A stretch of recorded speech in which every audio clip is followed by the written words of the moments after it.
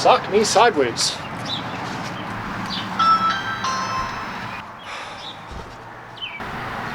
That's what happens when you're an engineer.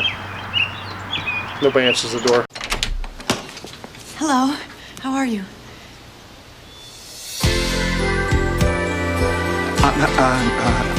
Hey! Hi.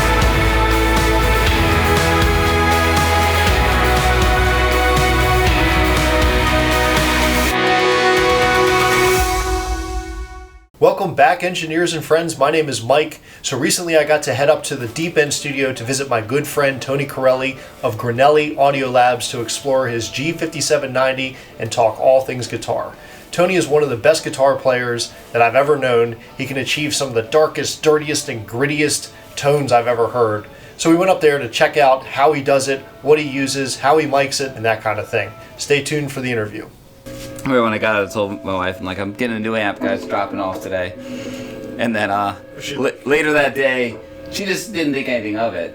And then later that day, I turned it on, stuff's falling off the table and everything. She texted me, she's like, "What is that?" I'm like, "My new amp." Yes, this is what it's for.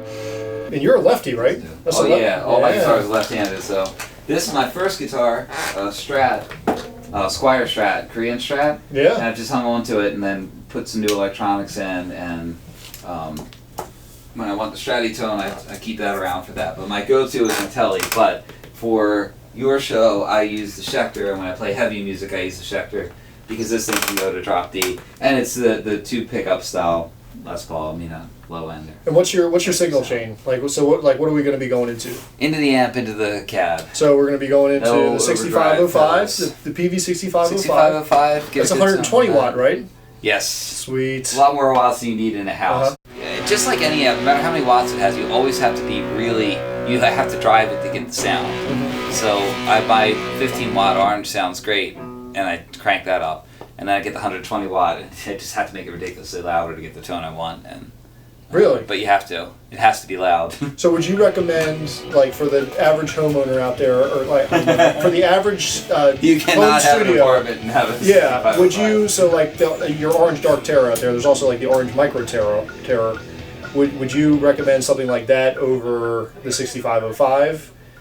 There's so many different considerations. The oranges are very simple and they don't have different channels, so it would be hard to play a show live because you don't have but just for recording to it. For raw tone, I like the dark Terra and the tiny Terra. The micros I don't like because they're using a solid state output tube, so it's not all tube. So every amp I like has that tube stage all over with the PV. You got an input tube and output tube. Same with the orange. Less tubes in the orange, but the same thing. You have the preamp tubes that you can drive and get back in, and then you have the output tubes. And the oranges do a great job of driving the output tubes and getting cool distortion on that. So you can turn the gain down low and turn the volume up high and get a different type of distortion. So I like the Dark Terra. Considering that it only has a shape knob, doesn't have an EQ knob, it only has one channel, you can get some different tones out of it. But just like anything else, you just kind of got to have a feel for it. Right. And if you don't, you can't get anything good out of that or anything else. So there's no magic bullet to that.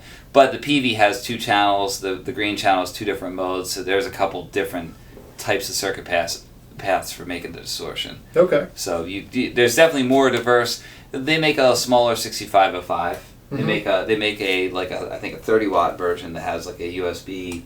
Yeah, I've seen that. So. I've seen that on Reverb, and I think even Sweetwater has it. Yeah, so they might be good. But this 6505 is basically the old 5150. Mm-hmm. Books have been written about it. People debate on whether the block font or the scroll font ones sound better. Every tube amp sounds different. Every tube has had a different life behind it, so it's always hard to compare. And some people compare two different albums. I like the sound of this amp better. I'm like, there's a million variables. Mic placement, boy, it's mixed. The player, the guitar. How could you tell that it's the amp? So very few people get to actually scientifically test things. Doesn't stop people from sharing their opinions, but to really test them. But if you're talking about a 30 watt with USB and cab simulator, it's a very different amp at that point than the old 5150. But these are basically 5150s, just Van Halen left and took the name with them, so they had to call it something different. But it's the same. It's the same tubes, the same circuit layout. It is 6505 plus. It has another preamp tube on the clean channel, which sounds nice. But the main channel that I use is basically the same as the classic 5150.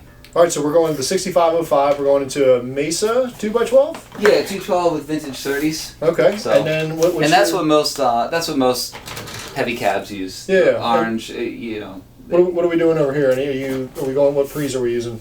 Well, we'll see what works. I have two mics in there, so the 57's a brighter mic, so I tend to use a preamp that will darken. We're using the Granelli, right?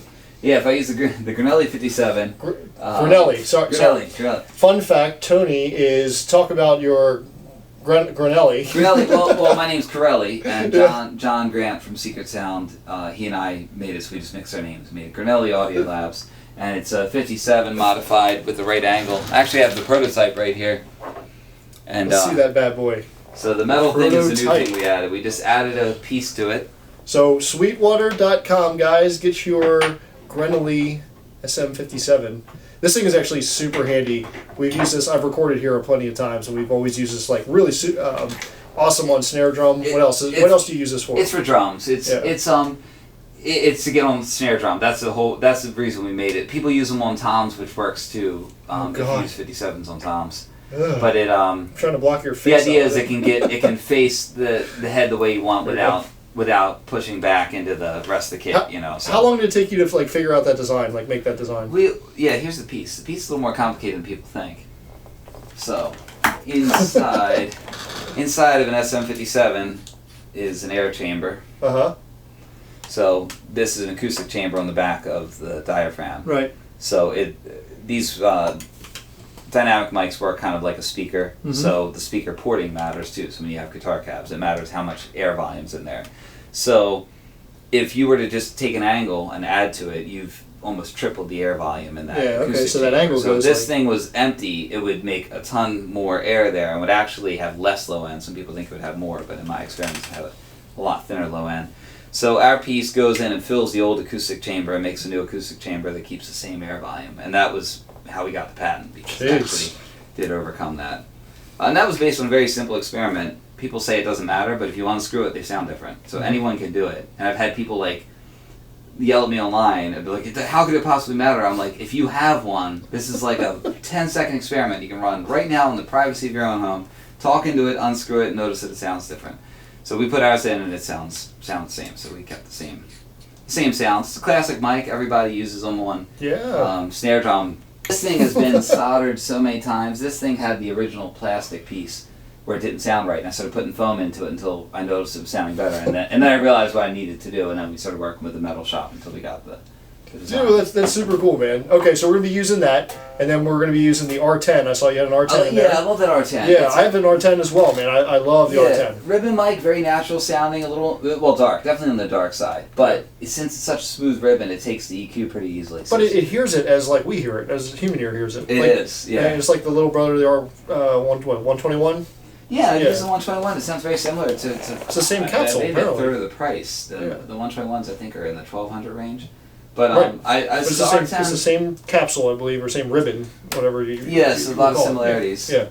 The same rhythm that's picking the ribbon, and I tried it out and just ended up loving it on amps. I usually put it in the hot area of the amp, like on axis, which I would never do with 57 or an MD421. Really? So I always put it slightly off axis. I'll have to try it. It can work off, but it's so dark. I don't mind it in the middle. But at 57, I would hate to hear that on axis or an MD421. Oh no, it's too harsh. They're way too harsh. Yeah. So my SMs or my Granelli would be more to the edge, and the R10 I put pretty close to center. It depends. Okay. In this case, trying to come up with a tight, heavy sound, I'm probably going to put the R10 pretty center, and the G5790, which is my 57 with a 90-degree angle. That's the point of it. G5790.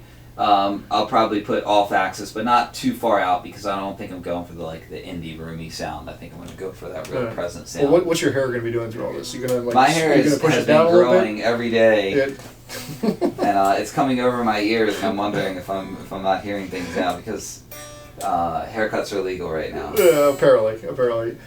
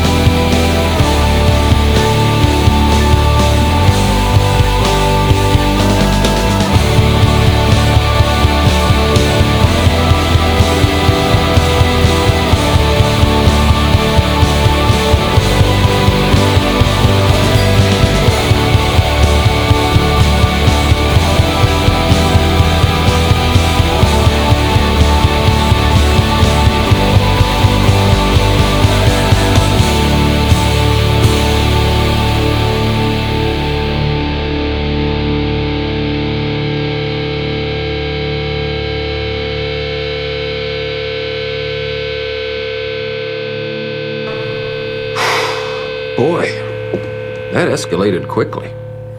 I mean, that really got out of hand fast. It jumped up a notch.